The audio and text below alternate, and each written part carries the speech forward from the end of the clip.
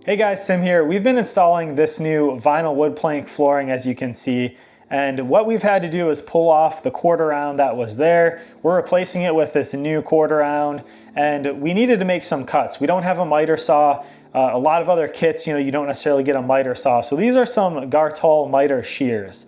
So with these ones, they're just kind of a manual option, and I've been able to make some surprisingly fine cuts on this, even taken off just up to like a quarter of an inch even, and this has worked out pretty well. So you can see here, if you come in a little closer, these are the shears. It's got a lock that is right here on the side. If you take this off, these come up and you're able to just, clip these here and cut off your quarter round, or, you could use this for other crafts and things too.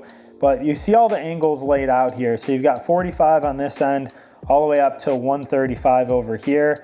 And you can change it based on which way you're making the cut. So obviously if you need to butt two pieces together, this ratchets and locks into place. You could go from this 45 to the opposite 45. So when it comes to actually making these cuts, if I want to do this 45, I can line this up. I want to save as much of this as I can, getting close to the edge here. But you can see kind of how I have that lined up. You want this flush along kind of this piece right here where this naturally will lie.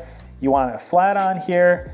And then the cool thing is that once you're kind of in place, the minute I pull this down, I'm kind of engaged. I can actually hold this with one hand, and it kind of locks it into place naturally. So now to make my cut, I'm gonna squeeze.